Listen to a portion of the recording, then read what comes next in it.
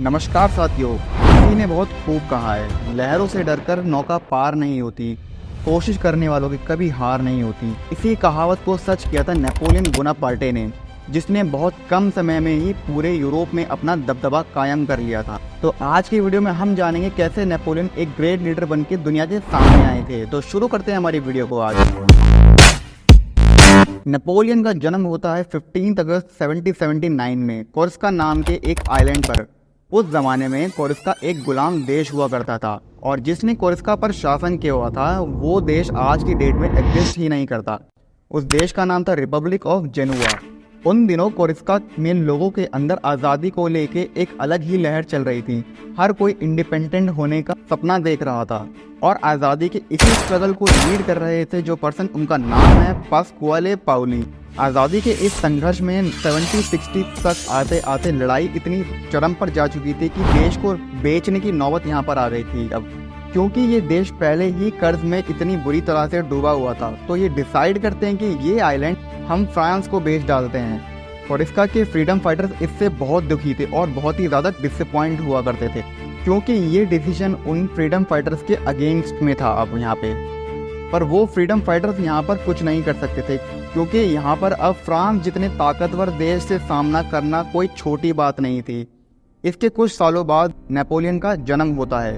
बचपन से ही नेपोलियन के अंदर देश को आज़ाद करने की एक बड़ी लालसा थी और उनके आइडल हुआ करते थे पास्क्वाले पाउली।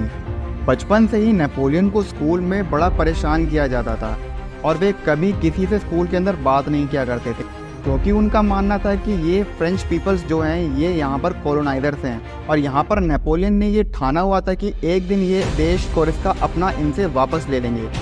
पर आगे चल के इन्होंने अपना इरादा बदल दिया और कोर्सिका को आज़ाद करने का ख्याल इन्होंने अपने दिमाग से निकाल दिया था।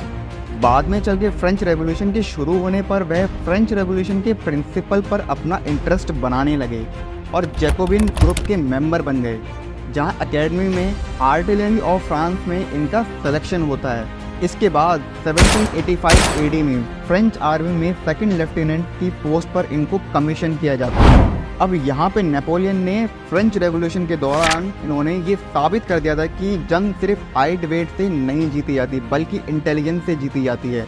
जिन ब्रिटिशर्स ने हम पर शासन किया हुआ था उन पर नेपोलियन अकेले ही भारी पड़ गए थे, जिसके बाद पूरे फ्रांस में नेपोलियन का बोलबाला हो गया था। इसके ठीक एक साल बाद 1795 में नेपोलियन को पर्शिया भेज दिया गया, जहां इन्होंने सिविल वॉर में हीरोइन काम किया। इसके बाद पूरे यूरोप के अंदर और पूरे यूरोप के आसपास के देशों के अंदर और दूसरे देशों में भी नेपोलियन का बोलबाला हो गया था। अब 1792 से लेकर 1797 तक फ्रांस ऑस्ट्रेलिया और इटली के साथ एक बहुत बड़ी जंग के अंदर उलझा हुआ था, जिसमें कि नेपोलियन को वॉर के अंदर नेपोलियन को लीड करने का मौका दिया जाता है यहाँ पे। अब यहाँ पर एक बड़ी परेशानी ये आ जाती है कि जो ट्रूप्स नेपोलियन को मिले थे वो बहुत कमज़ोर और डीमोटिवेटेड थे। ऐसे में नेपोलियन ने अपने ट्रूप्स को इकट्ठा कर उनके साथ घंटों बात की। वो अपने ट्रूप्स के साथ ही खाता पीता और सोता था। कई बार नेपोलियन ट्रूप्स को एनकरेज करने के लिए जोरदार भाषण देता था। अब यहाँ पे नेपोलियन की सेना जान देने और जान लेने के लिए तट पर खड़ी थी और बिल्कुल तैयार थी। ऐसे में अब नेपोलियन की आर्मी ने गजब का युद्ध किया और इटली को उखाड़ फेंका यहाँ से। वॉर को जीत कर जब नेपोलियन फ्रांस वापस आया तो उसका बहुत ग्रेट वेलकम यहाँ पर होता है। अब वो फ्रांस का हीरो बन चुका था और फ्रांस की जनता अब नेपोलियन के होते हुए खुद को बहुत ही सुरक्षित महसूस करती थी। किसी ने नहीं सोचा था कि फ्रेंच आर्मी का एक आर्म लेफ्टिनेंट फ्रेंच आर्मी का एक दिन हेड बन जाएगा यहाँ पर यहाँ पे नेपोलियन के सपने कई ज़्यादा बड़े थे, क्योंकि नेपोलियन को पूरा यूरोप जीतना था। यहाँ पे जंग पर जंग जीतने के बाद अब नेपोलियन एक डिक्टेटर की तरह यहाँ पे खुद को दिखाने लगा था, क्योंकि वो अब फ्रांस की गवर्नमेंट को कंट्रोल करना चाहता था। जिससे हमें ये पता लगता है कि नेपोलियन के सपने अब यहाँ पर बहुत बड़े हो चुके थे, क्योंकि इटली की विक्ट्री के बाद नेपोलियन की आर्मी ने उसे लूट लिया था। जिसके बाद नेपोलियन की नज़र अब ब्रिटेन पर थी, जिसके लिए वो इजिप्ट में ब्रिटेन नेवल फोर्स पर अटैक करके ट्रेनिंग सिस्टम को इन्वेड करना चाहता था वहाँ से, पर नेपोलियन ऐसा कर नहीं सका। इसके बाद समय बीतता चला गया और साल 1798 में नेपोलियन ने इजिप्ट में आकर कई जंग लड़ी,